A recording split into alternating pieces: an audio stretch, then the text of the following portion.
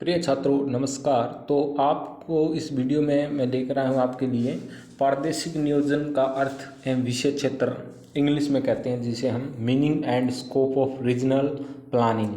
तो आपका जो रीजनल डेवलपमेंट एंड प्लानिंग का जो टॉपिक है आपका ज्योग्राफी एमए के अंदर नेट के एग्ज़ाम के लिए इम्पोर्टेंट है ही। नेट के एग्ज़ाम में इससे क्वेश्चंस बनते हैं और आपका सिलेबस में आप अगर आप एमए के अंदर है तो आपके लिए इम्पोर्टेंट है। तो एमए के स्टूडेंट है और जो एमए स्टूडेंट नेट जेआरएफ की तैयारी कर रहे हैं उनके लिए महत्वपूर्ण important topic regional development and planning का। तो ये क्या होता है, इसके कितने प्रकार होते हैं, इसके अर्थ को जानेंगे, इसके स्कोप को जानेंगे। तो चैनल को सब्सक्राइब कर दीजिएगा ताकि आने वाली वीडियो आपको टाइम टू टाइम मिलती रहे। उस चैनल पर आपको और भी टॉपिक्स की धीरे धीरे मैं लेकर के सभी की वीडियो लेकर आऊँगा और बेस्ट एक्सप्लेनेशंस के साथ बेसिक एग्जाम्पल के साथ मैं आपको समझाने का प्रयास करूँगा ताकि आपको एक समझ आ जाए कि टॉपिक को क्लियर करते चलेंगे हम, ताकि नेट जेआरएफ का आपका एग्ज़ाम क्लियर हो जाए और आपका जो सिलेबस के अंदर जो आपका है तो एमए के अंदर है तो उसके लिए भी आप अच्छे तरीके से लिख पाएँ एग्ज़ाम के अंदर। तो ज़्यादा देर न करते हुए शुरुआत करते हैं। प्रादेशिक नियोजन का अर्थ है विषय क्षेत्र। तो नियोजन क्षेत्रीय विकास की वह प्रणाली है जिसके द्वारा किसी देश क्षेत्र के संसाधनों का इष्टतम उपयोग करते हुए उच्चतम सामाजिक आर्थिक स्तर प्राप्त करने का प्रयत्न किया जाता है। इसका मतलब है कि नियोजन एक विकास की एक प्रणाली है जिसके अंदर आप कोई भी एरिया ले लेते हैं। मान लीजिएगा हमने हरियाणा का ले लिया, हरियाणा बहुत बड़ा एरिया हो गया। हरियाणा के अंदर मान लीजिए हमने कोई गांव ले लिया, कोई सपोज कीजिएगा कि हमने रामपुरा गांव है मान लीजिए हरियाणा के अंदर, वो हमने ले लिया। उस गांव के अंदर उस गांव के पास वहाँ के लोग क्या खेती करते हैं, कितने लोग नौकरी में लगे हुए हैं, सरकारी जॉब है, प्राइवेट सेक्टर में लगे हुए हैं, या वहाँ के लोग हैं दिहाड़ी मजदूरी करते हैं। तो वहाँ कौन कौन से साधन उपलब्ध हैं। मैदानी इलाकों की बात करें तो सबसे पहले भूमि सबसे महत्वपूर्ण संसाधन है जिस पर खेती करते हैं। तो खेती करते हैं और उससे कितनी इनकम आती है उन लोगों को, ठीक है। और हो सकता है कि वहाँ के लोग बाग वगैरह भी लगा रखे होंगे, सेब संतरे के बाग वगैरह भी लगा रखे होंगे। और भूमि के अंदर जल है, भूमि के अंदर जल एक महत्वपूर्ण संसाधन है ही, तो उसका यूज करके वहाँ खेती को बेस्ट करा जाए। अगर ग्रामीण क्षेत्र का विकास करना है, जैसे कि हमने हरियाणा का एग्जाम्पल लिया था, तो इसका विकास करना है तो सबसे बड़ी बात है अगर वहाँ नहर नहीं है तो वहाँ नहर बनानी, अगर वहाँ नहर अगर पॉसिबल है उसके तो कोई तालाब बनाना या ट्यूबवेल वगैरह लगाना, बिजली बेस्ट पहुँचा दें, हम वहाँ पर बिजली पहुँचा दें, अच्छे रोड बना दें वहाँ, और उन रोड्स को क्या जो मेन शहर लगता है कोई आसपास उसके साथ जोड़ दें, ठीक है। और वहाँ डॉक्टर जो मेडिकल फैसिलिटीज़ हैं वो हम बेस्ट प्रोवाइड करवा दें। तो वो क्या होगा कि एक क्षेत्र का हमारा क्या होगा कि एक रीजन का क्या करना है, विकास करना। तो विकास करने के लिए पहले हमें प्लानिंग बनानी होगी। प्लानिंग का मतलब है कि कोई भी काम हम करते हैं, जैसे कि आप कोई भी काम करते हो, शादी विवाह होता है, किसी का कोई पार्टी वगैरह होती है, तो उसके लिए प्लान बनाते हैं भी। हम देखते हैं कि कितने रुपए लगेंगे और कहाँ कहाँ से हमें सामान लाना होगा, क्या क्या करना होगा, क्या क्या नहीं करना होगा। तो वो पहले से ही प्लान होता है हमारे माइंड में, वो प्लान बना करके चलते हैं। ऐसे नहीं बिना प्लान के मुंह उठा के शादी का फंक्शन नहीं होता कि सबसे पहले हलवाई देखेंगे कहाँ से मिलेंगे, उसके बाद में बर्तन बांधने वाले जो होते हैं वो देखेंगे कहाँ से मिलेंगे, वेटर कहाँ से लेना है, और जो सामान लेना वो कहाँ से खरीद के लेना है, ठीक है, कितने लोग आएंगे, वो सब प्लानिंग करते हैं। तो उसी प्रकार हमें कोई भी एरिया है उसको विकास करना है, उसके लिए हमें एक क्या होनी चाहिए, एक प्लानिंग होनी चाहिए। कोई एक पर्टिकुलर एरिया हमने सपोज की कोई एरिया हमने ले लिया और उस एरिया का हमने क्या करना है, विकास करना है, तो उसके लिए हमें प्लानिंग बनानी होगी। सपोज कीजिए ये कोई एरिया है और इस एरिया के अंदर हमें क्या है, मान ली ये एरिया है तो यहाँ हम क्या करेंगे कि जो सड़कें हैं वो सही सड़कें बनवा देंगे। वहाँ अगर सिंचाई की सुविधा नहीं है किसी गांव के अंदर तो वहाँ क्या है, दूसरी जगहों से क्या है, हम जो कच्चे नाले या पक्के नाले से वहाँ क्या है सिंचाई की सुविधा उपलब्ध करा सकते हैं। वहाँ ट्यूबवेल लगा सकते हैं, वहाँ बिजली अच्छी प्रोवाइड करवा करके, बिजली अच्छी प्रोवाइड कराएंगे तो क्या होगा कि वो ट्यूबवेल चलाने के लिए मिल पाएगा और गांव वालों को क्या लाइट प्रोवाइड हो पाएगी। बेसिकली देखा जाता है कि जो स्कूल है या यूनिवर्सिटी वगैरह वो शहर में क्यों होती है, तो शहर में सीधी सी बात अभी सारी फैसिलिटी है वहाँ पर, गांव में वो चीज़ें नहीं होती। इतने बढ़िया हॉस्पिटल आपको वहाँ नहीं मिलेंगे, इतने आपको अच्छे स्कूल वहाँ नहीं मिलेंगे, ठीक है। तो मतलब जो चीज़ें फैसिलिटी होती है, लाइब्रेरी वगैरह वहाँ इतनी अच्छी नहीं मिलेगी, तो वो चीज़ें भाई वहाँ उपलब्ध कराना वही क्या है, प्लानिंग्स है, ठीक है। ये थोड़ा मतलब इंजीनियरिंग का प्रोसेसिंग्स है, लेकिन है तो धरती के ऊपर ही, तो इसलिए ये टॉपिक्स है जो रीजनल प्लानिंग का वो ज्योग्राफी के अंदर है आपका, ठीक है। आगे बढ़ते हैं, हम बात करते हैं कि ये हमने देख लिया विशिष्ट उद्देश्यों की प्राप्ति हेतु किया जाने वाला संगठित सचेतन सतत प्रयास है, ठीक है। नियोजन के अंतर्गत सामान्यतः किसी कल्याणकारी सरकार द्वारा किसी देश अथवा प्रदेश के सामाजिक आर्थिक विकास हेतु बनाए गए कार्यक्रम तथा क्रियान्वयन को सम्मिलित किया जाता है। यानी कि देख कोई भी क्षेत्र का विकास करना है, ऐसे तो है ना भी कोई एक व्यक्ति का पैसा लग के हम किसी गांव का विकास करते, विकास करने यानी कि ये जो प्लानिंग का काम है वो कौन करेगी, सरकार करेगी, ठीक है। तो सरकार ही के द्वारा किया जाएगा, ऐसे तो है ना भी गांव के लोग मिलके कर सकते हैं, मतलब गांव के लोग थोड़ा मोटा पैसा कलेक्ट करके गांव का विकास कर सकते हैं, कुछ बना सकते हैं, जैसे कि जोड़ तालाब वगैरह बनवा दिए, या जो आपके नहरें वगैरह हैं वो फूटी टूटी हुई है तो उनको थोड़ा मोटा ठीक करवा, मतलब कुछ ही हद तक करवा सकते हैं, बाकी काम सरकार का होता है, सरकार प्लानिंग बनाएगी। सरकारी नियोजन के माध्यम से क्षेत्रीय जनता को आत्मनिर्भरता प्राप्त करने अतः अंतर प्रादेशिक विषमताओं को दूर करने और वहाँ के निवासियों के जीवन स्तर को ऊंचा उठाना तथा सुधारने का सुसंगठित प्रयास किया जाता है। सीधी सी बात है, सरकार ही करती है। जैसे कि कोई भी नेता है वो वोट मांगने के लिए आता है आपके पास और कहता है कि हम आपके गांव में बहुत अच्छी शिक्षा सुविधा देंगे, ठीक है, आपके यहाँ अच्छे गांव में अंदर हॉस्पिटल बनवा देंगे, ठीक है, यहाँ रेलवे लाइन नहीं है तो मतलब किसी गांव के अंदर अगर रेलवे लाइन जा रही है तो वहाँ ट्रेन वगैरह उस स्टेशन पे नहीं रुक रही, तो वो कहेंगे यहाँ पर हर ट्रेन रुका करेगी, मतलब कोई सुपरफास्ट ट्रेन भी जा रही है वो भी रुका करेगी। ऐसे झूठे झूठे दावे करते हैं, पता नहीं क्या क्या, ठीक है, लेकिन वो रियलिटी में नहीं कर पाते, ठीक है। लेकिन वो रियलिटी में नहीं कर पाते, लेकिन उन्हें करना चाहिए, लेकिन कुछ हद तक वो कर देते हैं। उन्हें वोट लेना है तो वो ऐसे दावे कर देते हैं, कुछ हद तक कर देते हैं, कुछ नहीं करते। तो ये चीज़ होती है राजनीति की, पॉलिटिक्स लोग ऐसे ही होते हैं, ठीक है। आगे देखते हैं, नियोजन का उद्देश्य प्राय क्षेत्र के दीर्घकालीन और सतत पोषणीय विकास, सामाजिक आर्थिक विकास में से संबंधित होता है। यानी कि जो नियोजन है उसका उद्देश्य के एक क्षेत्र का कोई एरिया है उसका इस प्रकार विकास किया जाए, ऐसे थोड़ी है। मान लीजिएगा कोई गांव के अंदर सड़क बना दी, उस सड़क में मतलब जो मटेरियल डाला गया वो नकली था, तो सड़क क्या थोड़े दिनों बाद में फूट टूट जाएगी, उसके अंदर गड्ढे हो जाएंगे, वो दुर्घटना का कारण बनेगी। इसी प्रकार कोई बिल्डिंग बनवा ली, सपोज कीजिएगा कि पंचायत घर बना दिया, तो उसके अंदर जो मटेरियल लगाया गया वो बेकार था, उसके थोड़े दिनों बाद में उसकी छत वगैरह पड़ गई, वो लेंटर खराब हो गई, सिस्टम खराब, मतलब वो डैमेज हो गया बहुत जल्दी। देखते हैं ना आप, बहुत सारी सरकारी बिल्डिंग्स ऐसी होती हैं या रोड वगैरह बनाए जाते हैं, ठीक है। कई बार आप देखते हैं कि जो रोड होते हैं वो बना दिया और 1-2 महीने के बाद या साल के बाद वो रोड ऐसा लगता है कि ये कभी 50 साल पहले ही बनाया गया था रोड। गांव के अंदर ये आम बात है। या नालियाँ वगैरह जैसे कि बनाई जाती हैं तो वो उसके अंदर इस प्रकार से बनाई जाए कि लंबे समय तक टिकी रहे। सतत विकास यही होता है कि लंबे समय तक उसका यूज किया जा सकते उस सुविधा का। अब पैसे भी लगा दिए, सड़क भी बना दी, लेकिन वो सड़क किस काम की भाई?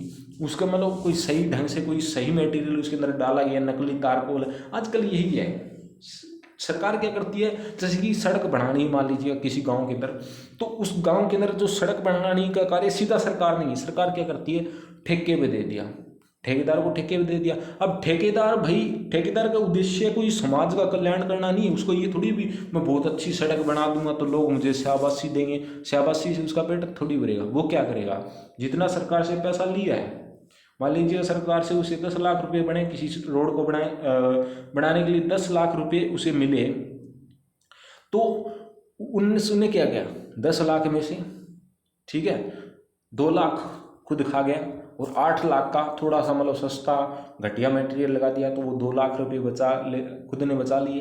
तो ऐसे काम करते हैं, तो वो विकास नहीं हो पाता। लेकिन सतत पोषणीय विकास बेस्ट चीज़ें लगा करके किया जाना चाहिए, ठीक है। आगे देखते हैं कि विकासशील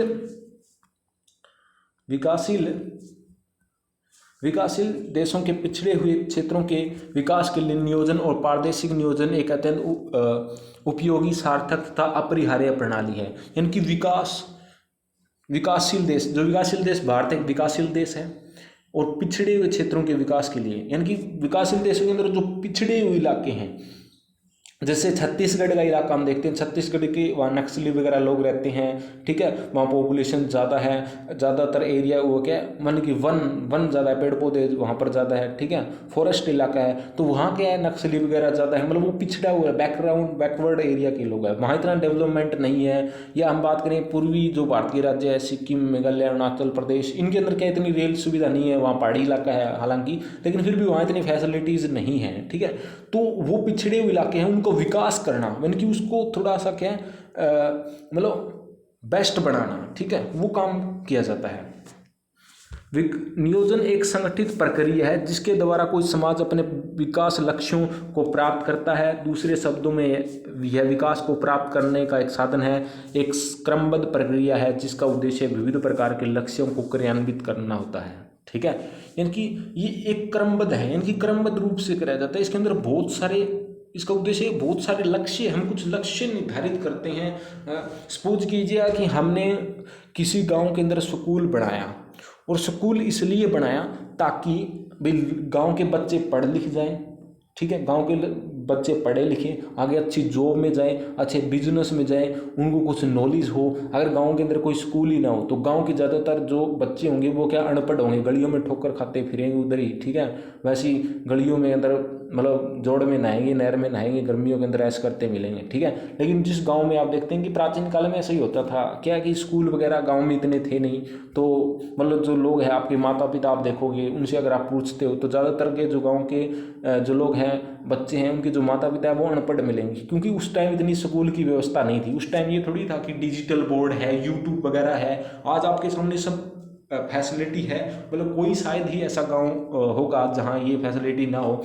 लगभग हर एक गांव में आपको पाँचवीं, मतलब पहले 5वीं तक स्कूल होते थे, लगभग 10वीं या 12वीं तक स्कूल आपको मिलेंगे। मोस्टली कई गांव, छोटे गांव में वहाँ 10वीं तक है, बाकी 12वीं क्लास तक स्कूल लगभग बना दिए गए हैं। शिक्षा व्यवस्था कुछ तक सुधारा गया है, लेकिन आज भी जो क्या है कि जो स्कूल के अंदर जो पोस्ट है वो खाली है, स्कूल के अंदर टीचर ही नहीं है, ठीक है, मतलब टीचर बहुत कम है, मतलब वैकेंसी सरकार निकाल नहीं रही, ठीक है। तो मतलब आज भी कुछ इतना बेस्ट नहीं हो पाया, लेकिन कुछ हद तक सुधार है। पहले जैसे हम सुनते थे कि टीचर क्या करते थे, जो सरकारी स्कूलों में थे वो क्या कहते थे, भाई लासी ले आओ, दूध ले आओ, ठीक है, वो खा पी लिया, थोड़ा मोटा पढ़ा दिया, जिसको याद नहीं थे प्रश्न मुर्गे मनो भाई, डंडे मारो उनके फटाफट, ठीक है, उनकी लेडी छप की एक आधे वो ज़्यादा कूट दिया, वो घर से ओढ़मा ले गया, उल्हाड़ा लेकर, समझते उल्हाड़ा की ओढ़मा लेकर के आ गया, ये वो पहले होता था ऐसा, ठीक। आज की व्यवस्था में थोड़ा सुधार है, डिजिटल बोर्ड आजकल स्कूलों के अंदर आ चुके हैं, ठीक है, थोड़ा सिलेबस भी चेंज हुआ है, इंग्लिश मीडियम की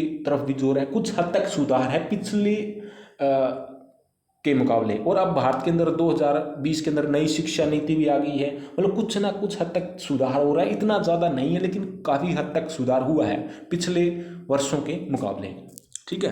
तो यही चीज़ें हैं, वो शिक्षा को लेकर हो, स्वास्थ्य को लेकर हो, परिवहन को लेकर हो, सभी चीज़ों का विकास करने के लिए एक एरिया के अंदर एक प्लान बनाया जाता है, उसे ही हम क्या कहते हैं, रीजनल प्लानिंग। और ये प्लान इस प्रकार बनाया जाए ताकि ये प्लान लंबे समय तक चले, ठीक है।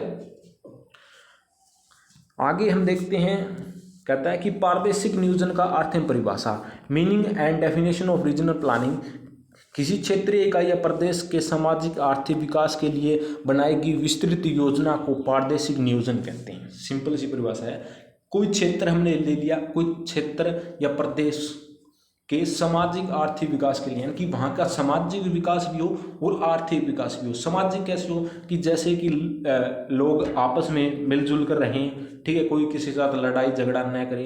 पहले क्या होते थे, लोग समझदार नहीं थे, ठीक है, उसके अंदर वो क्या है, एक दूसरे से लड़ते झगड़ते रहते थे, ठीक है। आज के टाइम इतना थोड़ा कम हो गया, अब हालांकि अब भी है लेकिन थोड़ा सा फर्क है पहले के मुकाबले, थोड़े लोग एजुकेटेड हो गए हैं। और आर्थिक विकास, यानी कि गाँव का थोड़ा आर्थिक विकास किया जाए, यानी कि गाँव के लोग ये थोड़े कि खेती में लगे रहे, भी सारे खेती कर रहे हैं।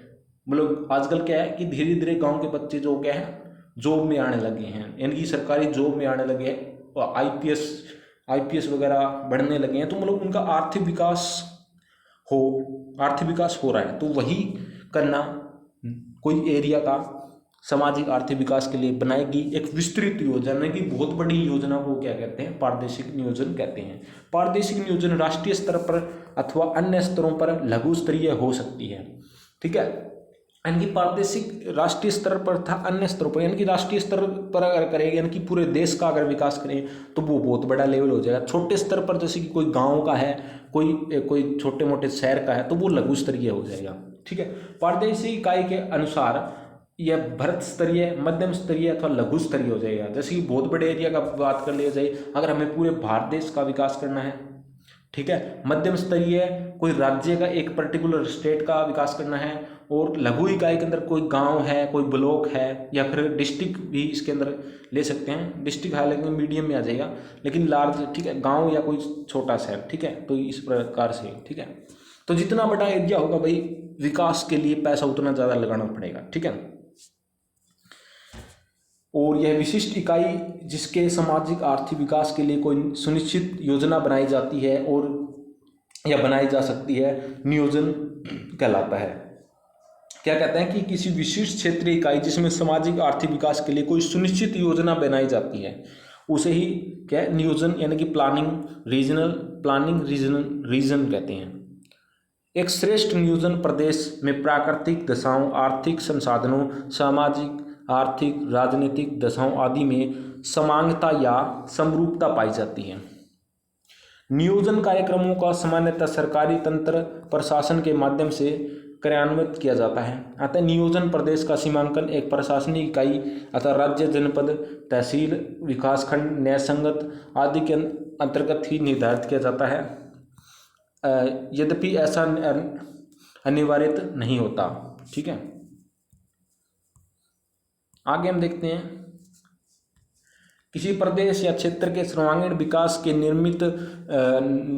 निर्मित सरकारी कार्यक्रम को पारदेशिक नियोजन कहते हैं। बहुत सारी डेफिनेशन है, आप एक लिख सकते हैं। यह किसी क्षेत्र विशेष से संबंधित योजना होती है जिसके द्वारा प्रदेश विशेष की सामाजिक, आर्थिक और सांस्कृतिक समस्याओं का सर्वेक्षण, आंकलन किया जाता है और उसके निस्तारण हेतु उपाय सुझाव दिया जाता है। यानी कि कोई भी एक एरिया ले लिया, उसका हमने क्या करेंगे, यानी कि सामाजिक स्तर कैसा है, कोई गांव, कोई शहर है, ठीक है, और उसका सांस्कृतिक यानी कि वहाँ की संस्कृति कैसी है, वहाँ की कौन कौन सी समस्याएं हैं, उनको सर्वे करेंगे हम, जा करके पूछेंगे लोगों को कि कोई गांव के अंदर, मान लीजिए आप अपने गांव के अंदर ही जाएं और सर्वे करके पूछें गांव वालों से कि क्या आपके गांव के अंदर मतलब सरकारी बस आती है, यानी कि आपका गांव का जो बस स्टैंड है वो दूर है, या गांव के अंदर बस आती है या नहीं आती। या फिर आप ये पूछेंगे, कई कहेंगे भी किसी गांव के अंदर, यानी कि 4-5 गांव के आप सर्वे करके देखें तो आप पाएंगे कि कुछ गांव के अंदर क्या है, मतलब वो मेन रोड से बहुत दूर है, तो वहाँ बस नहीं आती, वो पैदल अपने बस स्टैंड पर चल के जाते हैं 1.5-2 किलोमीटर तक, ठीक है। और कई गांव ऐसे हैं जो बिल्कुल रोड के ऊपर, यानी कि मेन रोड पे हैं, तो वहाँ से सीधे भाई उनके लिए तो है सुविधा। कुछ गांव के अंदर अगर आप सर्वे करोगे तो पता चलेगा कि भाई वहाँ क्या है, हॉस्पिटल तो है, बिल्डिंग तो है, लेकिन उनके अंदर कभी डॉक्टर आए ही नहीं। वो बिल्डिंग बना दी गई लेकिन कभी डॉक्टर उसके अंदर आए नहीं, यानी कि कोई दवाई वगैरह कोई सिस्टम वहाँ है नहीं, ठीक है। क्या पूछेंगे कि बैंक की सुविधा है, गांव के अंदर एटीएम है। बहुत सारे, आज हरियाणा के अंदर बहुत सारे गाँव हैं जहाँ बैंक या एटीएम नहीं है, हालांकि सीएससी सेंटर हैं, वो पैसे निकाल के दे देते हैं, लेकिन बैंक वगैरह नहीं है। उसके निस्तारण हेतु उपयुक्त सुझाव दिया जाता है, यानी कि तो ये समस्याएं हैं, इनको किस प्रकार हल किया जाए उसका सुझाव दिया जाता है फिर, ठीक है। सरकार प्रदेश के पिछड़े तथा व्याप्त सामाजिक आर्थिक असमानता को दूर करने के लिए पारदेशिक नियोजन को अपनाती है, उसे क्रियान्वित करती है। यद्यपि पारदेशिक नियोजन का मूल उद्देश्य प्रदेश का सर्वांगीण विकास करना होता है, किंतु नियोजन कार्यक्रम के समाप्त होने के पश्चात यह आवश्यक नहीं है कि प्रदेश के सभी दिशाओं का सर्वांगीण विकास हो जाए। यानी कि आपने बहुत सारी समस्याएं रख दी, अब पारदेशिक नियोजन हमने कर दिया और उसके बाद में क्या है, नियोजन प्रक्रिया समाप्त होगी, उसके बाद में रिजल्ट देखेंगे, भाई हम देखेंगे सारी सुविधा तो नहीं मिल सकती। जैसे कि आपने कहा कि जैसे कि गांव के अंदर कोई कच्चा रास्ता, मतलब गांव के अंदर जो रास्ता जाता है वो कच्चा है, तो सरकार क्या करेगी, ज़्यादा से ज़्यादा पक्का करवा देगी। अब कोई कहेगा कि वहाँ से वही रोडवेज बस गुजरनी चाहिए, भाई कंटिन्यू आधे आधे घंटे की सर्विस होनी चाहिए वहाँ से, तो वो पॉसिबल नहीं हो पाएगी। ठीक है, इसी प्रकार बात करते हैं कि स्कूल बनवा दिया किसी गांव में, मान लीजिएगा स्कूल नहीं था तो स्कूल बनवा दिया हमने, तो उसके बाद क्या होगा कि स्कूल तो बनवा दिया, लेकिन आप चाहेंगे कि वो फैसिलिटी मतलब वहाँ डिजिटल बोर्ड वगैरह लगे हुए हों, ठीक है, वहाँ प्रैक्टिकल करने के लिए मतलब बहुत सारा सामान जैसे कि साइंस वाले स्टूडेंट के लिए आए, वो जरूरी नहीं, यानी कि सारी चीज़ें नहीं मिलेंगी भाई। ठीक है, यही कहना चाहता है इस बात में। उदाहरण के लिए स्वतंत्रता के प्राप्ति के पश्चात विभिन्न पंचवर्षीय योजनाओं के अंतर्गत देश के सकल राष्ट्रीय उत्पाद यानी कि जीएनपी, जीडीपी आना था, सॉरी यहाँ जीएनपी लिखा हुआ है, जीडीपी में निश्चित रूप से वृद्धि हुई है, किंतु विभिन्न प्रदेशों तथा विभिन्न व्यक्तियों की आय में अत्यधिक असमानता पाई जाती है। हाँ ये तो है ही भाई, जैसे कि अपन देखेंगे जीडीपी में सकल राष्ट्रीय उत्पाद में कुछ वृद्धि हुई है, हमारे जीडीपी में सुधार हुआ है, लेकिन जरूरी नहीं है कि आप देखते हैं कि आज भी ऐसे बहुत सारे कर्मचारी हैं, जैसे कि बात करेंगे कि कोई एक कर्मचारी है वो कितना मान लीजिएगा कि उसको 1 लाख तनख्वाह मिलती है, कोई बड़ा ऑफिसर है, ठीक है, तो वो बहुत ज़्यादा अमीर होंगे।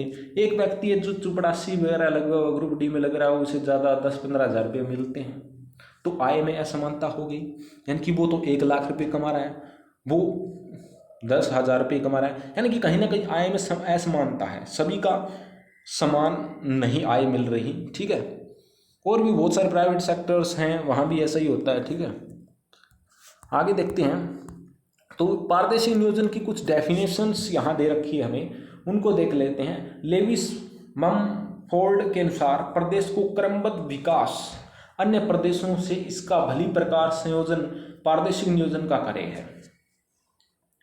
लेविस, तो ये इनकी डेफिनेशंस इन्होंने दी है। आगे हम देखते हैं फ्रीडमैन ने जो डेफिनेशन दी है, इनके अनुसार पारदर्शी नियोजन एक अंतः विषय उपागम है और जो वैज्ञानिक, सामाजिक एवं नागरिक विषयों के सामूहिक बोध का उपयोग करता है।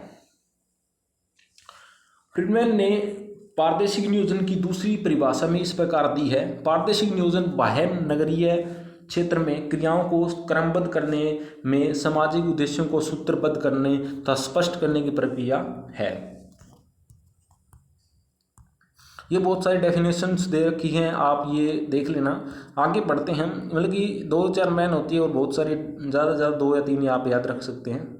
ठीक है, आगे देखते हैं भाई, आगे क्या कहते हैं। पारदर्शी नियोजन उपयुक्त परिभाषा के अनुशीलन से यह ज्ञात होता है कि देश के किसी भी प्रदेश या उपराष्ट्रीय क्षेत्र के सर्वांगीण विकास के निर्मित कार्यक्रम ही पारदर्शी नियोजन है। वही बात फिर से रिपीट हो रही है।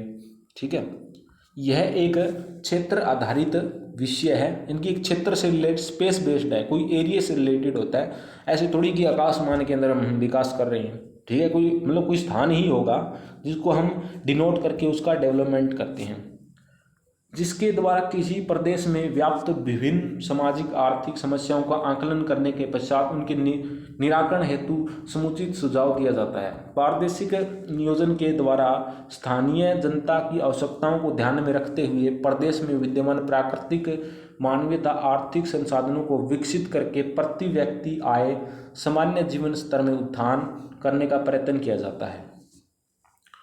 भूमि उपयोग नियोजन, संसाधन नियोजन, कृषि नियोजन, औद्योगिक नियोजन और नगर नियोजन, ग्रामीण नियोजन, अविकसित क्षेत्र नियोजन, जनसंख्या नियोजन और पारदर्शिक नियोजन के विविध आयाम हैं, जिनकी विशद व्याख्या पारदर्शिक नियोजन के अंतर्गत की जाती है।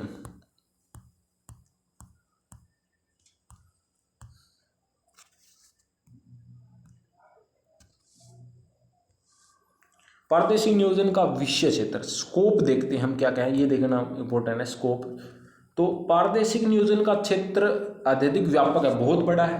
पारदर्शी नियोजन मूलतः पारदर्शी तंत्र पर आधारित है, यानी कि रीजनल सिस्टम पर आधारित है। एक सिस्टम, यानी कि कोई रीजन है, एक सिस्टमेटिक वे है उसका, उसी के अनुसार नियोजन किया जाता है। एक विशिष्ट प्रकार का नियोजन है जिसकी क्रियाविधि स्थानिक संरचना से संयुक्त होती है। पारदर्शी नियोजन की अवधारणा मूलभूत क्षेत्र या प्रदेश के संदर्भ में समाज से जुड़ी हुई है। सीधी सी बात है कि कोई एरिया है, कोई प्रदेश है और उसमें समाज है, यानी कि ऐसा थोड़ी है कि ऐसा एरिया ले लें जहाँ कोई रहता ही नहीं हो। आप अंटार्कटिका के अंदर जा कर के प्रादेशिक नियोजन करने लग जाए तो कोई मतलब ही नहीं हुई। मतलब कोई एरिया तो आपने ले लिया, लेकिन समाज यानी कि समाज से जुड़ी हुई है, यानी कि लोग भी वहाँ होते हैं, ठीक है। ऐसे नहीं जंगल में जाके नहीं कहते हम तो प्रादेशिक नियोजन करेंगे, ठीक है। मतलब कोई एरिया है, समाज से जुड़ी हुई होती है चीज़ें, ठीक है। वास्तव में समाज का क्षेत्र से पृथक करके नहीं देखा जा सकता, वही बात है, क्योंकि समाज के क्षेत्र या प्रदेश का अभिन्न अंग है। इसी प्रकार मानव विहीन क्षेत्र का भी कोई सार्थक महत्व नहीं है। हाँ, यही बात मैंने कही कि कोई ऐसा एरिया थोड़ी लोगे, वही बात है कि जहाँ कोई मानव रहता ही ना हो, ठीक है। सपोज करो जैसे कि समुद्र में जा करके कोई समुद्र का एरिया डिनोट कर दिया, कहेंगे हम तो यहाँ करेंगे जी प्रादेशिक नियोजन, कर लो भाई, यहाँ कोई इंसान थोड़ी रहता है, वहाँ तो जीव जंतु है समुद्र में, उनका विकास नियोजन करो। कोई एरिया होता है और वहाँ लोग रह रहे होते हैं, ठीक है। इस प्रकार नियोजन के दृष्टिकोण से क्षेत्र समाज एक दूसरे से घनिष्ठ रूप से जुड़े हुए हैं। प्रादेशिक नियोजन केवल एक भौतिक नियोजन प्रक्रिया नहीं है, बल्कि यह सतत विकास प्रादेशिक जैविक तंत्र के विभिन्न आर्थिक, सामाजिक, सांस्कृतिक, राजनीतिक पक्षों के अध्ययन से संबंधित है। इनकी एक सतत विकास की प्रक्रिया है जो आर्थिक विकास भी करते हैं, उसके अंदर समाज का विकास भी करते हैं, संस्कृति का विकास भी करते हैं और राजनीतिक पक्षों का, यानी कि इन सभी का विकास करना है तो इनका थोड़ा सा अध्ययन किया जाता है भी। आर्थिक समस्या है, सामाजिक समस्या है या सांस्कृतिक समस्या है या कोई राजनीतिक मुद्दा है, ठीक है। हो सकता है कि कोई गाँव के सरपंच और मेंबरों के बीच लड़ाई होगी, ठीक है, उसको भी सुलझाना, ठीक है। कई गांव के अंदर ऐसे ही होता है कि वो किसी सरपंच को मार दिया, उसके बाद में और सरपंच बने उसको मार दिया, लड़ाई दंगा ये चीज़ें नहीं होनी चाहिए। वास्तव में प्रादेशिक नियोजन स्थानिक एकता का कायम रखते हुए भौतिक, आर्थिक, सामाजिक नियोजन की एक अद्वितीय संश्लेषण है। उसके बाद में हम देखते हैं कि प्रादेशिक नियोजन की संकल्पना का प्रयोग प्रयुक्त पदानुक्रम के अनुसार स्थानीय, प्रादेशिक या राष्ट्रीय किसी भी स्तर पर नियोजन के लिए किया जा सकता है। प्रादेशिक नियोजन के द्वारा किसी प्रदेश के संसाधनों तथा स्थानीय जनता की आवश्यकताओं को ध्यान में रखते हुए उन्नत तकनीकी विधियों का प्रयोग करके उस उक्त प्रदेश के विकास हेतु योजनाएं बनाई जाती है। इनकी प्रादेशिक नियोजन के अंदर क्या होता है, कोई एरिया डिनोट कर लिया और वहाँ जनता, इनकी जो लोग रह रहे हैं उनकी क्या आवश्यकता है। अब लोगों को चाहिए तो भाई हॉस्पिटल आप वहाँ बना दो, रेलवे स्टेशन या रेलवे लाइन, ठीक है, या फिर वहाँ बस स्टैंड बना दो या वहाँ पार्क बना दो। अब जनता ने क्या कहा, जनता को तो चाहिए आवश्यकता हॉस्पिटल की है, ताकि वो कभी बीमार हो तो हॉस्पिटल से वो सुविधा मिल, यानी कि मेडिकल सुविधा मिल पाए। और आप वहाँ उल्टा दिमाग चल रहा है, वहाँ पार्क बना रही हो, तो मतलब जनता की आवश्यकता को ध्यान में रखना है। ऐसा थोड़ी मैं खुद के माइंड में आ गया भी वही कर दिया, इंजीनियर के माइंड में आया हम तो यहाँ पार्क बनाएंगे, हम अस्पताल नहीं बनाएंगे जनाब। तो ऐसा नहीं होना कि जनता की आवश्यकताओं को ध्यान में रखना है। और उच्च तकनीकी उन्नत तकनीकों का उपयोग करके, यानी कि कोई भी चीज़ बनाई जाती है टेक्निक का यूज करके, ऐसा थोड़ी भी देसी जुगाड़मेंट लगा के, ठीक है। उनका हॉस्पिटल, गांव के लोगों ने कहा कि जनाब हॉस्पिटल बना दीजिएगा, बनाने वाले ने क्या करा, तंबू तान दिया, एक डॉक्टर बिठा दिया, बोले लो जी बना दिया हॉस्पिटल। ऐसा थोड़ी टेक्निक्स यूज करने। तंबू कब ताना जाते थे, जिनकी तंबू वगैरह ताना ये प्राचीन था। उस टाइम क्या था, इनकी आदि मानव जो लोग थे उनका धीरे धीरे डेवलपमेंट है, वो उन्होंने तंबू ताड़ने शुरू किए थे, क्योंकि उस पर टाइम ईंटों का, मसाले का, सीमेंट की नॉलेज थोड़ी थी, तो वो देसी जुगाड़मेंट नहीं लगाना है, टेक्निक यूज करनी है भाई। प्रयोग करके उसे उक्त प्रदेश के विकास हेतु योजना बनाई जाती है और उन्हें क्रियान्वयन द्वारा प्रदेश के सर्वांगीण विकास के प्रयत्न किया जाता है। प्रादेशिक नियोजन सामान्यतः विभिन्न स्थानीय पदानुक्रम स्तरों पर किया जाता है। इस प्रकार प्रादेशिक नियोजन विभिन्न वर्गों में विभाजित किया जाता है। तो प्रादेशिक नियोजन कितने प्रकार का होता है वो देखेंगे हम। तो ये आप देखिएगा, जो प्रादेशिक नियोजन, प्राकृतिक संसाधन नियोजन यानी कि नेचुरल रिसोर्स प्लानिंग, यानी कि जो प्राकृतिक संसाधन है, पेड़ पौधे, जीव जंतु, जल वगैरह वहाँ जो भी मौजूद है, उनका किस प्रकार हम यूज करें, उनको किस प्रकार यूज करें, इसके लिए पहले प्लानिंग बनाई जाए। आपके पास, यानी कि आपके गांव के अंदर नहर जा रही है, सपोज कीजिएगा नहर जा रही है, वैसे नहर तो आर्टिफिशियल है, लेकिन नहर के अंदर जो पानी है वो तो नेचुरल है, ठीक है, या कोई तालाब वगैरह है, तो उसका किस प्रकार आप यूज करेंगे। तो प्लानिंग बनाएंगे, जैसे कि तालाब है तो उसके अंदर आप मछली पालन कर सकते हो, नहर जा रही है तो उसका पानी आप सिंचाई के लिए यूज कर सकते हो, ठीक है, या पीने के लिए यूज कर सकते हो, कपड़े धोने के लिए यूज करोगे, मतलब बेसिक लाइफ में आप यूज करोगे। तो प्राकृतिक संसाधन है, उसको प्लानिंग बनाया जाए और उनका दुरुपयोग न करें, उनका सही प्रयोग करते हुए प्राकृतिक संसाधनों का नियोजन करें, ठीक है, पेड़ पौधे ज़्यादा न काटें और पेड़ पौधे लगाएं। तो ये है नेचुरल प्लानिंग, ठीक है। अवसंरचना विकास नियोजन, यानी कि अवसंरचना क्या है, आपके जो जितने भी ट्रांसपोर्ट सुविधाएं हैं वो वहाँ उपलब्ध कराना, आगे हम डिटेल में पढ़ेंगे। आर्थिक विकास नियोजन, इकोनॉमिक डेवलपमेंट प्लानिंग, सामाजिक विकास नियोजन, सोशल डेवलपमेंट प्लानिंग, समुदाय तथा मानव संसाधन नियोजन, community and human resource planning, urban planning, नगर नियोजन, ग्रामीण नियोजन, रूरल प्लानिंग, इन्वायरमेंटल प्लानिंग। यानी कि आपका जो अर्बन प्लानिंग है, रूरल प्लानिंग है, ये एक अलग से सब्जेक्ट सा आपका, ठीक है, लेकिन इसके अंदर थोड़ा, क्योंकि बेस इसी के अंदर ही है उसका, ठीक है, ये अलग टॉपिक्स हैं आपके, सिलेबस अलग ही है, मतलब इनका अलग ही सब्जेक्ट है आपका अर्बन प्लानिंग का, तो वो देखेंगे। तो सबसे पहले हम देखते हैं कि प्राकृतिक संसाधनों का किस प्रकार नियोजन किया जाए। तो नेचुरल रिसोर्स प्लानिंग, प्राकृतिक द्वारा प्रदत्त वे समस्त तत्व या तत्व समूह जो मनुष्य के लिए उपयोगी हैं। प्राकृतिक संसाधन कौन कौन से हैं, जैसे भूमि है, जल है, मिट्टी है, खनिज है, सेल है, ऊर्जा के संसाधन है, प्राकृतिक वनस्पति है, पशु है, वायु आदि प्राकृतिक संसाधनों के उदाहरण हैं। प्राकृतिक संसाधन किसी देश काल में मानव सभ्यता की प्रगति की आधारशिला होते हैं, यानी कि जिस देश के पास जितने ज़्यादा नेचुरल रिसोर्सेज उपलब्ध है वो देश उतना ही ज़्यादा क्या डेवलप है, ठीक है। सपोज कीजिएगा कि यानी कि तो वो उतना ही ज़्यादा डेवलप माना जाता है, हालांकि हर एक होता नहीं है, लेकिन काफ़ी हद तक ये है। अगर मान लीजिए किसी देश के अंदर नेचुरल रिसोर्सेज तो हैं, लेकिन वहाँ इंडस्ट्री का इतना ज़्यादा विकास नहीं हुआ तो वो इतना देश डेवलप नहीं हो पाएगा, लेकिन कुछ हद तक उस देश की इनकम है वो नेचुरल रिसोर्सेज से। जैसे कि एग्जाम्पल लें आप, अफ्रीका के अंदर हीरे की खान है, ठीक है, तो वहाँ, या फिर और भी हम एग्जाम्पल ले सकते हैं कई ऐसे, यानी कि अफ्रीका महाद्वीप के अंदर आप देखोगे कि तो अफ्रीका महाद्वीप के अंदर यानी कि हीरा है और बहुत सारे मटेरियल वहाँ निकलते हैं, लेकिन वहाँ की ज़्यादातर कंट्री इतनी ज़्यादा डेवलप नहीं है क्योंकि वो उन संसाधनों का बेस्ट यूज़ नहीं कर पाते। इसके कंपैरिजन में हम एग्जाम्पल दें जापान एक ऐसा देश है, द्वीपीय देश है, वो इतना मतलब उनके पास इतने रिसोर्स नहीं है, वो उनके पास टेक्नोलॉजी है, उच्च तकनीक है, उनके पास माइंड है, वो क्या करते हैं कच्चा मटेरियल ले करके, ठीक है, तो इंडस्ट्री उन्होंने लगा रखी, उसको बढ़िया माल बना करके और दूसरे देशों को बेचते हैं और अपनी क्या है इतने आज वो डेवलप है, इतने देश डेवलप है। तो ये चीज़ें हैं। किसी देश या प्रदेश में प्राकृतिक संसाधनों की मात्रा विविधता जितनी अधिक होगी वह प्रादेशिक आर्थिक विकास प्रौद्योगिकी की मनुष्य की प्रगति उतनी अधिक होगी। यानी कि किसी देश में बहुत सारे संसाधन, ऐसे नहीं किसी देश में खनिज ही खनिज मिले। जैसे सऊदी अरब की बात करते हैं, सऊदी अरब ऐसी कंट्री है जहाँ तेल बहुत ज़्यादा है। अब तेल बहुत ज़्यादा है लेकिन वहाँ का इलाका ज़्यादा क्या है, डेजर्ट है, यानी कि रेगिस्तान है वहाँ, ठीक है, तो वहाँ बालू रेत है, वहाँ कोई फसल वगैरह गेहूँ वगैरह तो होती नहीं, तो वो क्या तेल बेच करके गेहूँ खरीदते हैं, खाने का सामान खरीदते हैं दूसरे देशों से वहाँ, और पानी खरीदते हैं वहाँ। तेल तो वहाँ सस्ता है, पानी वहाँ पर महंगा है। क्यों? क्योंकि पानी की कमी है। यही अपना इंडिया के अंदर है। इंडिया के अंदर वैसे पानी बहुत ज़्यादा है सऊदी अरब के कंपैरिजन में, और तेल बहुत कम है। तो जिस चीज़ की कमी होती है वो चीज़ महंगी होती है, यानी कि जो चीज़ थोड़ी होती है उस चीज़ की वैल्यू ज़्यादा होती है।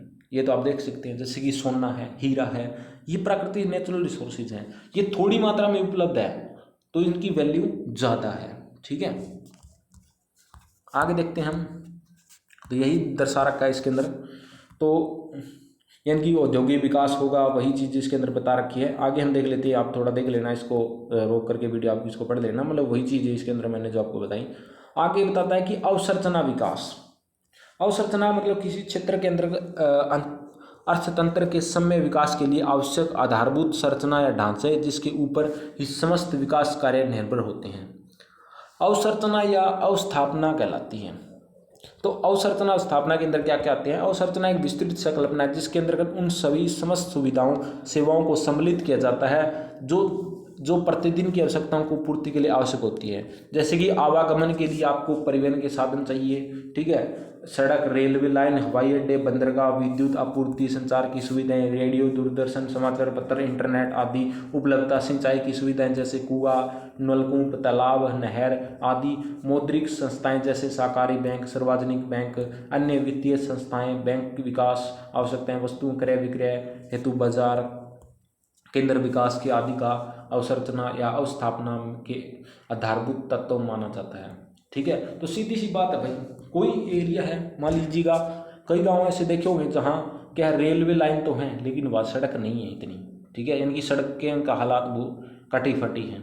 या कई गाँव के अंदर आप देखेंगे कि गांव की बात नहीं करें, कोई इलाका है, कोई प्रदेश है, कोई शहर है, वहाँ हवाई अड्डा है, लेकिन वहाँ हवाई अड्डा तो है लेकिन वहाँ रेलवे लाइन नहीं है। कोई बंदरगाह की बात करें, जैसे कि मान ले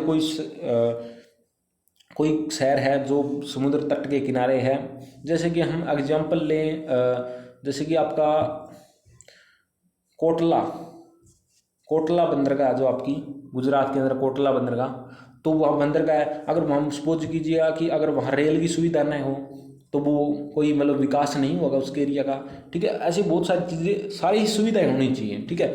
कहीं पर आप देखो कई गांव ऐसे हैं जहाँ इंटरनेट नहीं चलता, अगर बाई चांस आप उस गांव में चले गए, यानी कई बार आप ब्याह शादी में किसी गांव में चले जाते हैं, वहाँ इंटरनेट इतना अच्छा नहीं चलता तो आपको प्रॉब्लम होती है।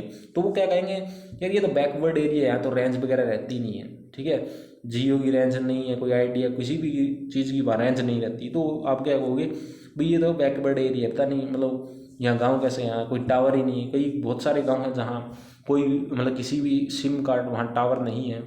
दूरदर्शन है तो वो आ गया आपका, तो रेडियो प्राचीन काल में होते थे।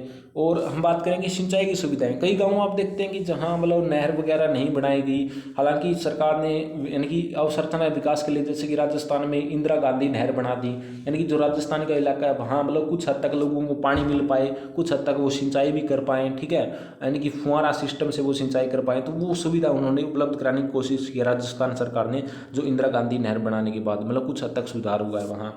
कुएँ वगैरह बनवाना है, ठीक है, नलकूप है। प्राचीन काल में क्या होते थे, यानी कि जो ग्राउंड वाटर का लेवल वो अप था, तो उस टाइम क्या होता था कि कुएँ होते थे, लोग कुएँ से पानी भर जाते थे। लेकिन आज टाइम क्या है, ग्राउंड वाटर नीचे चला गया, आजकल सभी घरों में समरसीबल ट्यूबवेल लगे हुए हैं, या तो नहर का पानी आता है या बटन दबाया नलके का, नल, ठीक है, नलका समझते हो आप, नलके का बटन दबाया पानी निकला, जो भी अपना यूज करना है तो वो कर लिया। तो ऐसा सिस्टम है, तो मतलब ये सारी सुविधाएं होनी चाहिए, ठीक है। ये सारी चीज़ें, बैंक वगैरह भी होनी चाहिए, कई गांव में बैंक वगैरह नहीं है। आजकल गांव के लोगों के पास फ़ोन है। अब सपोज कीजिए कि आप एक ऐसे गांव में रहते हैं जहां नेट की सुविधा नहीं है ना, वहाँ कोई बैंक वगैरह है, तो आप ऑनलाइन यानी कि पेटीएम वगैरह भी नहीं कर पाएंगे, मतलब नेट ही नहीं चल रहा, ठीक है, बैंक वैसा है नहीं, तो आपका बैकवर्ड एरिया है। तो ये सारी सुविधाएं वहाँ होनी चाहिए। ये आती है आपकी अवसंरचना के अंदर, यानी कि इंफ्रास्ट्रक्चर डेवलपमेंट प्लानिंग के अंदर, ठीक है। आगे हम बढ़ते हैं, ये आप देख लेना, आर्थिक विकास नियोजन। आर्थिक विकास नियोजन क्या है कि जो आपकी इकोनॉमिकल डेवलपमेंट की जाए, ठीक है, लोगों को रोजगार दिया जाए, ठीक है। तो प्रादेशिक नियोजन का उद्देश्य चयनित प्रदेश क्षेत्र का आर्थिक विकास करना होता है। विभिन्न स्तरों पर संचालित नियोजन कार्यक्रम सामान्यतः प्रदेश के संतुलित आर्थिक विकास के लिए ही होते हैं। आर्थिक विकास का अभिप्राय वास्तविक राष्ट्रीय आय प्रति व्यक्ति आय में वृद्धि से है, और यदि किसी अर्थव्यवस्था में इसकी वृद्धि हो रही है तो कहा जा सकता है कि उसका आर्थिक विकास हो रहा है। और यदि आर्थिक विकास की दर जनसंख्या की वृद्धि दर से अधिक होती है तो प्रति व्यक्ति आय में वृद्धि होती है, ठीक है। और इस प्रकार आर्थिक विकास का अभिप्राय व्यक्ति के आर्थिक स्थिति में सुधार से है। वर्तमान समय में आर्थिक विकास की माप के लिए जिन मापदंडों का प्रयोग किया जाता है, देखिए आर्थिक विकास किसी देश का हुआ है या नहीं हुआ है वो कैसे मापते हैं, राष्ट्रीय आय। किसी देश की राष्ट्रीय आय अच्छी है तो क्या माना जाए कि वो आर्थिक रूप से वो देश डेवलप है। प्रति व्यक्ति आय भी देखेंगे कि एक व्यक्ति कितनी इनकम कमा रहा है, ठीक है। आय के वितरण का स्वरूप, यानी कि आय का वितरण, यानी कि ऐसा थोड़ी कि पर्टिकुलर एरिया, यानी कि कोई एक गांव का लोग है, यानी कि एक गांव के जो लोग हैं वहाँ का जो मतलब अच्छी इनकम है, यानी कि वहीं पर पास में भी गांव है, वहाँ के लोगों की इतनी अच्छी मतलब डेवलपमेंट, इतना इनकम नहीं है, तो वो आय का वितरण अलग अलग हो गया है, यानी कि तो वो आय का वितरण भी सही होना चाहिए, ठीक है, वो चीज़ें में अपनी जाती है। जनसंख्या का व्यावसायिक संरचना, यानी कि जो ज़्यादातर पॉपुलेशन किस में लगी हुई है, देखना भारत की ज़्यादातर जो जनसंख्या है वो बात करें तो 70% जनसंख्या क्या है, प्राथमिक क्रियाकलाप यानी कि कृषि, खनन इसमें लगी हुई है, ठीक है, मछली पालन, डेयरी इसमें लगी हुई। गांव के अंदर आप देखते हैं ज़्यादातर यही काम किया जाता है, ठीक है। दूसरा है राष्ट्रीय आय की संरचना किस प्रकार की है, ठीक है, किस प्रकार का स्ट्रक्चर है, कैसे आय हो रही है, ठीक है। आर्थिक विकास के अंतर्गत कृषि, उद्योग, व्यापार, परिवहन, अन्य आर्थिक क्रियाओं को उत्थान पर बल दिया जाता है।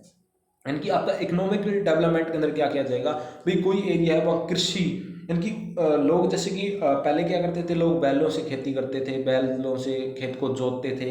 तो अब सरकार ने क्या कर दिया, सरकारी मशीनें यानी कि पंचायत में आपको मिल जाएगी, ठीक है। गाँव की पंचायत में जैसे कि आपके रूटावेटर वगैरह है वो सब्सिडी पर किसानों को दिए जा रहे हैं, ठीक है। और भी खाद वगैरह फैसिलिटी सरकार उपलब्ध करा रही है, बढ़िया बढ़िया बीज सरकार जो है वो उपलब्ध करा रही है, आज मार्केट में आपको देखने को मिलते हैं, ठीक है। और इंडस्ट्री है, यानी कि ज़्यादातर इंडस्ट्री कहाँ लगी होती है, आप देखते हैं कि शहरों में लगी होती है, या आप गुड़गांव वगैरह है वहाँ ज़्यादा इंडस्ट्रियल एरिया है। तो ऐसा नहीं होना चाहिए, वो इंडस्ट्री क्या है लगभग और इलाकों के अंदर भी होनी चाहिए, ताकि वहाँ का डेवलपमेंट हो सके, वहाँ के लोगों को रोजगार मिल सके। व्यापार है, मतलब लोगों को अलग अलग तरह का व्यापार की सुविधा होनी चाहिए। अगर कोई मान लीजिए कोई व्यापार कर रहा है, गाँव के अंदर लोग भैंस का व्यापार ही ज़्यादा करते हैं, मतलब यही व्यापार ज़्यादा है, गाँव विदेशी जो लोग होते हैं तो वो भैंस का व्यापार कर रहे हैं, ठीक है। तो उसके लिए भी कहीं मेला लगाना चाहिए, सरकार को क्या करना चाहिए कि जो सरकारी मेला कहते हैं, जैसे कि संडे को बहुत सारी जगह हर संडे को क्या है मेला लगता है पशुओं का, ठीक है, वो चीज़ है। परिवहन के साधन, यानी कि कई गांवों के अंदर आप देखते हैं कि जो मेन रोड के ऊपर है तो वहाँ तो क्या है भाई बहुत मतलब बढ़िया सुविधा है, यानी कि बसें आती जाती रहती है घंटा आध घंटा में। लेकिन कई गांव है भाई, सभी गांव तो रोड के ऊपर नहीं है, बहुत सारे गांव क्या रोड से बहुत दूर है, तो वहाँ बेस्ट फैसिलिटी उपलब्ध करानी चाहिए। आर्थिक क्रियाओं के उत्थान पर विशेष बल दिया जाता है। किसी अर्थव्यवस्था में आर्थिक विकास की प्रक्रिया को प्रभावित करने वाले कारक हैं पूंजी निर्माण, प्रावैधिकी प्रगति, जनसंख्या वृद्धि एवं संरचना। यानी कि कोई भी एरिया है वहाँ की आर्थिक विकास को कौन इफेक्टेड करेगा, पूंजी।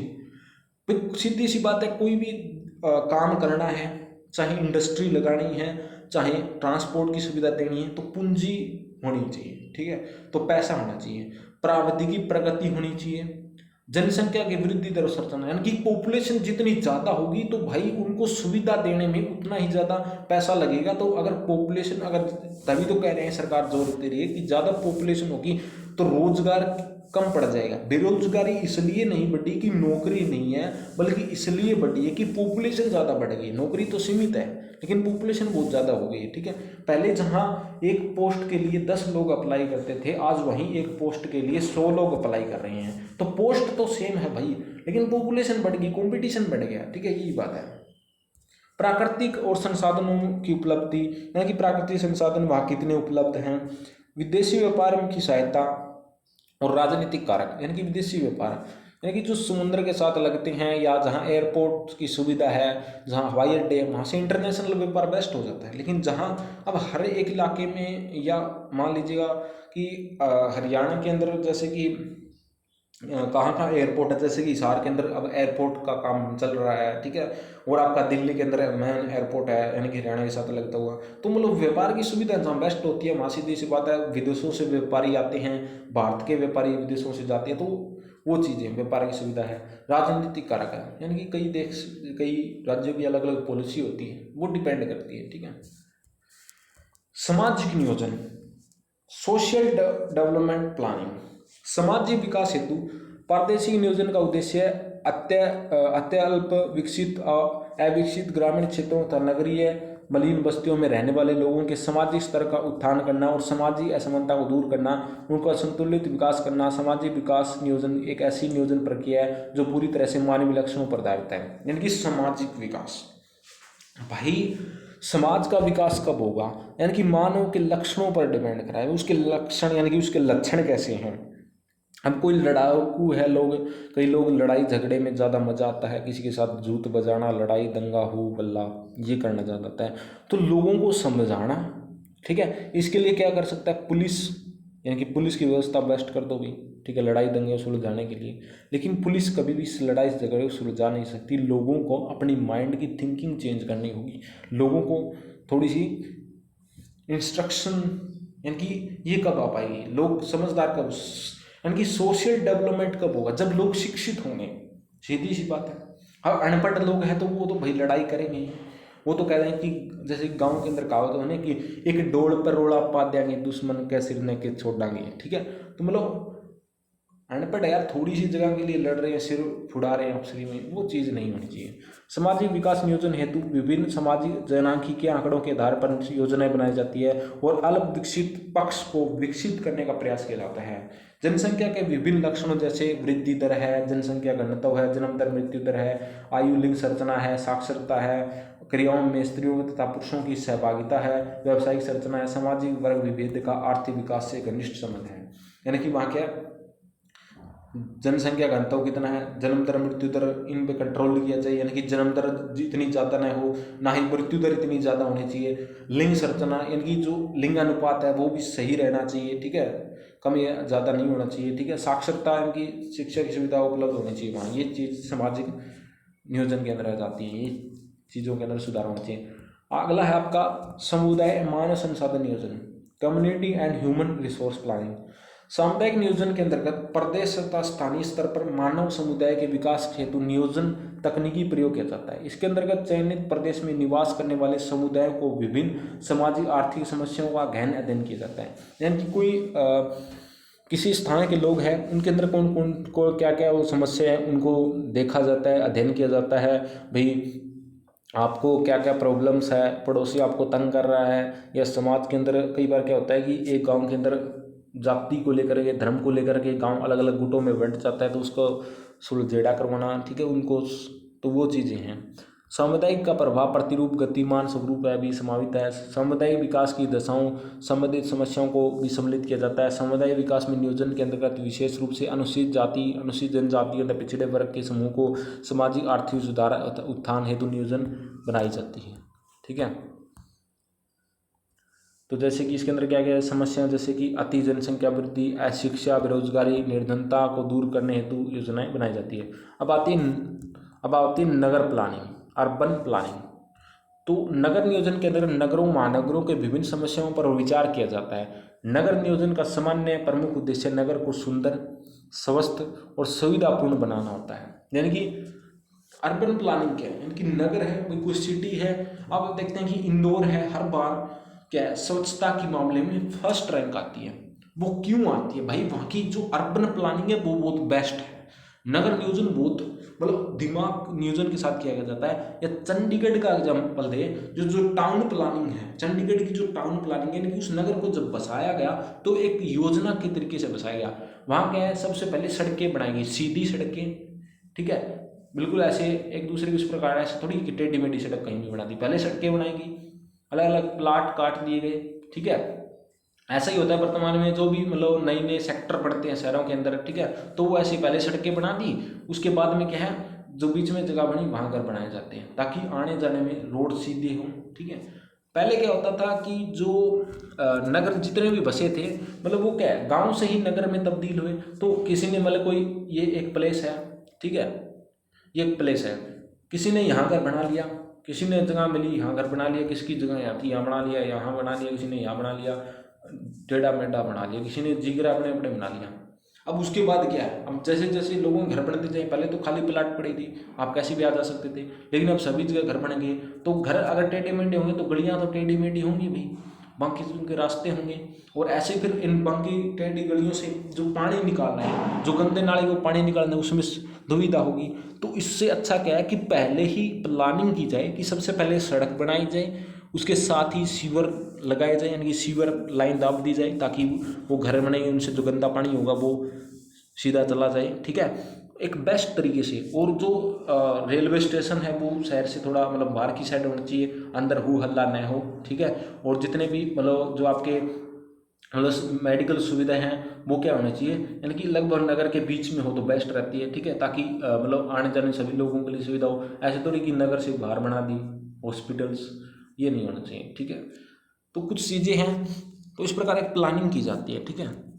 और आगे हम देखते हैं कि और नगर नियोजन का मुख्यतः प्रशासनिक योजना नगर के वर्तमान और भावी विकास के लिए विस्तृत कार्यक्रम प्रस्तुत किए जाते हैं। किसी नगर को स्वच्छ, सुंदर, प्रदूषण मुक्त रहता है, यानी कि आप देखेंगे कि नगर पोल्यूशन कैसे होता है। सबसे पहले ट्रांसपोर्ट, यानी कि परिवहन के साधन है। तो आप दिल्ली के अंदर देखेंगे, दिल्ली के अंदर एक रूल है कि कोई भी साधन या आपके पास गाड़ी है वो 10 साल से ज़्यादा पुरानी होगी है तो वो आप वहाँ नहीं चला सकते, यानी कि 10, 15, 20 साल, क्योंकि वो पोल्यूशन ज़्यादा करेगी, ठीक है। या वहाँ डीजल की गाड़ियाँ बैन हैं, आजकल वहाँ के CNG ये जो आप यानी कि गाड़ियाँ वगैरह खरीदते हो तो उसके लिए आपको क्या है सरकार मतलब कुछ लोन वगैरह भी देती है, ठीक है, कुछ योजना बनाई हुई है। तो इस प्रकार सरकार यानी कि एक टाउन की एक प्लानिंग की जाती है। या फिर हम देखेंगे कि बहुत सारे सफाई कर्मचारी लगा दिए जाते हैं ताकि सफाई कंटिन्यू हो, ठीक है। अलग अलग जगहों पर डस्टबिन वगैरह रख दिए जाते हैं ताकि लोग है वो कचरा वगैरह डस्टबिन में डालें, ठीक है, गीला कचरा अलग, सूखा कचरा अलग डालें, ठीक है। और जो कंटिन्यू है वो सीवर की सफाई होती रहे, वो भी बेस्ट है, ठीक है। और जो लोग ज़्यादा पोल्यूशंस करते हैं, जो इंडस्ट्री ज़्यादा पोल्यूशंस करती हैं, उन इंडस्ट्री को शहर के बीच में न लगाकर शहर से बाहर लगाया जाए। और जो चिमनी होती है, जो ईंट भट्ठे होते हैं, उनके जो मुंह हैं वो ऊपर किए जाएं ताकि वो पोल्यूशन ना कर पाएँ। ये तमाम जो योजनाएं हैं वो बनाई जाती है अर्बन प्लानिंग के अंदर, ठीक है। और बहुत सारी जिसके अंदर है कि जैसे कि हम देखें कि उपनगर यानी कि ग्रैंड सिटी है, संकल्पना है, नवीन नगर है, न्यू टाउन जैसे बसाया जाए। मैंने एग्जाम्पल करी, बात करी, कोई भी अगर शहर बसाना है तो उसके पहले प्लानिंग बनाई जाए, ठीक है।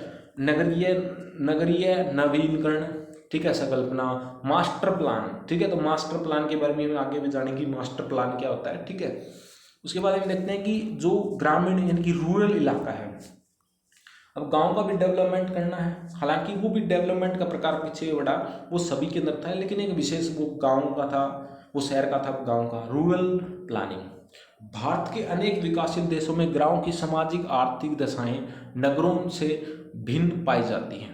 यानी कि गांव के अंदर इतना डेवलपमेंट नहीं हो पाता। आप देखते हैं कि जो डॉक्टरी सुविधा है, परिवहन की सुविधा है और बहुत सारी फैसिलिटीज़ है, वो उतनी सुविधा नहीं हो पाती, लेकिन वो सुविधा करवाना, ठीक है, ये बेस्ट है। तो सबसे इसके अंदर ग्रामीण आदिवासी नियोजन, तो इसके अंतर्गत क्या है कि आने वाले आवासीय क्षेत्र, संपर्क मार्ग, गलियों, खलिहानों, बागों, खेतों आदि को सम्मिलित किया जाता है। इसका उद्देश्य आवासीय सुविधाओं में सुधार करना और उपयुक्त पर्यावरण का निर्माण करना, जिससे ग्रामीण वासियों को रहने, कार्य करने तथा आवागमन आदि की सुविधाएं प्राप्त हो सकें। दूसरा ग्रामीण आर्थिक नियोजन, यानी कि गांव के लोगों का आर्थिक, जैसे कि उसके अंदर क्या है, लोगों को, गांव के लोगों को कृषि किस प्रकार की जाए, पशुपालन किस प्रकार की जाए, कुक्कुट पालन कैसे करें, मत्स्य पालन कैसे करा जाए, इसकी गांव के लोगों को ट्रेनिंग दी जानी चाहिए। और सरकार के द्वारा कुछ लोन भी प्रोवाइड करवाए जाते हैं ताकि वो क्योंकि वैसे किसी को मान लीजिएगा पशुपालन, जैसे कि आपको किसी को मान लिया मत्स्य पालन करना है तो उसके लिए तालाब भी बनवाना होगा, मछली का बीज भी लेके आना होगा आपको, ठीक है। और आपको एक दो वगैरह मजदूर भी रखने होंगे तो उनको पैसे देने के लिए, तो उसके लिए सुविधाएं सरकार देती हैं। या हम बात करें कि किसी को कोई बाग लगाता है, कोई किन्नू का बाग लगाता है, कोई अमरूद का बाग लगाता है गांव में, ठीक है, तो उसके लिए भी सरकार बहुत सारी फैसिलिटीज़ देती हैं, ठीक है, और ताकि वो बाग लगाए, ठीक है, ये चीज़ें हैं। ग्रामीण सामाजिक नियोजन यानी कि गांव के लोगों का, यानी कि जाति धर्म के आधार पर गांव न बटे हों, गांव के लोगों में लड़ाई झगड़े न हो, भिन्नताएं न पाई जाए, उन्हें समझाया जाए, ठीक है। और किसी जाति विशेष पिछड़े वर्ग के लोगों का भी विकास इसके अंदर शामिल किया जाता है। तो ये था भाई आपका इस वीडियो लेक्चर में यही ग्रामीण नियोजन आपका आ गया। पर्यावरणीय नियोजन हो रहता है 8वां पॉइंट, ये देख लेते हैं, यानी कि इन्वायरमेंटल पॉलिसी, ठीक है। ये सीधा रिलेटेड है कि इन्वायरमेंट से, यानी कि चाहे गांव का हो चाहे शहर का हो, कोई भी इलाका है, वहाँ की इन्वायरमेंट सुविधाएं सही होनी चाहिए, बेस्ट होनी चाहिए, ठीक है। वहाँ ध्वनि प्रदूषण नहीं होना चाहिए, जल प्रदूषण नहीं होना चाहिए, मृदा प्रदूषण नहीं होना चाहिए। इन प्रदूषण को किस प्रकार कम किया जाए, उनके प्रभावों को किस प्रकार कम किया जाए, किस प्रकार इसके अंदर सुधार किया जाए, इसके लिए क्या पहले से क्या है प्लानिंग बना दी जाती है, ठीक है, ये चीज़ें हैं। तो आपका इन्वायरमेंट प्लानिंग, ठीक है, इसके अंदर इन्वायरमेंट प्लानिंग के अंदर ये किया जाता है। तो इस वीडियो लेक्चर में इतना ही, उम्मीद करता हूँ कि आपको समझ में आया होगा, ठीक है। और आगे बहुत सारी वीडियो लेकर के मैं आता रहूँगा, ठीक है। धन्यवाद, जय हिंद। कमेंट में बताइए कि आपको कैसा लगा ये वीडियो। धन्यवाद।